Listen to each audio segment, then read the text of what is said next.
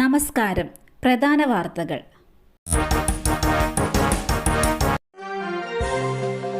രാഹുൽ ഈശ്വറിന്റെ മുൻകൂർ ജാമ്യം ഹൈക്കോടതി ഇന്ന് പരിഗണിക്കും.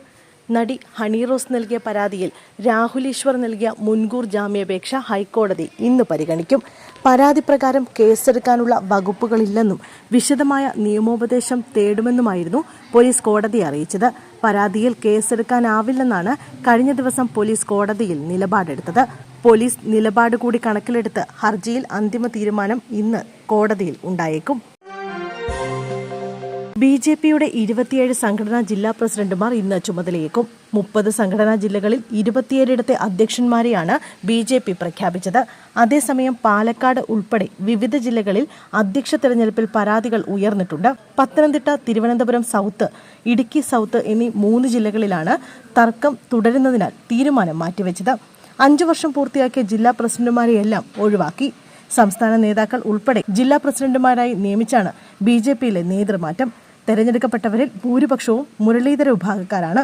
ജില്ലാ അധ്യക്ഷന്മാർക്ക് പിന്നാലെ സംസ്ഥാന പ്രസിഡന്റിന്റെ കാര്യത്തിൽ വൈകാതെ കേന്ദ്ര നേതൃത്വം തീരുമാനമെടുക്കും. CPM ഏരിയ കമ്മിറ്റി അംഗത്തെ മർദ്ദിച്ച പോലീസുകാരനെതിരെ നടപടി. പരാതിക്കാരനൊപ്പമെത്തിയ CPM ഏരിയ കമ്മിറ്റി അംഗത്തെ മർദ്ദിച്ചെന്ന പരാതിയിൽ പോലീസുകാരനെ സസ്പെൻഡ് ചെയ്തു.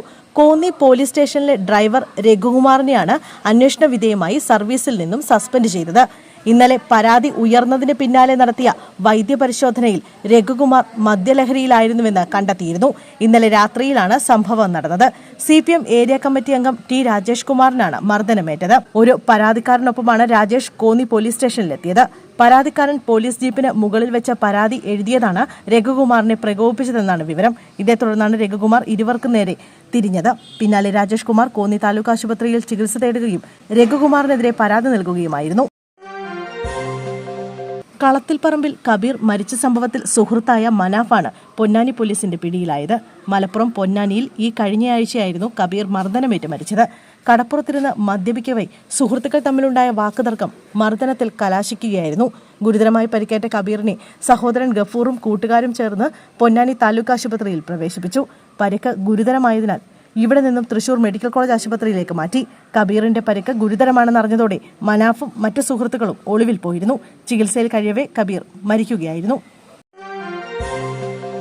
നരഭോജി കടുവ ചത്തു. പഞ്ചാരക്കൊല്ലിയിലെ നരഭോജി കടുവയെ ചത്തനിലയിൽ കണ്ടെത്തി. കടുവയെ കണ്ടെത്താനുള്ള പ്രത്യേക ദൌത്യം ആരംഭിച്ചതിന് പിന്നാലെയാണ് കടുവയെ ചത്തനിലയിൽ കണ്ടെത്തിയത്. രാവിലെ 7 മണിയോടെ പിലാക്കാവ് ഭാഗത്താണ് വെറ്റിനറി സംഘം തിരച്ചിലിനിറങ്ങിയത്.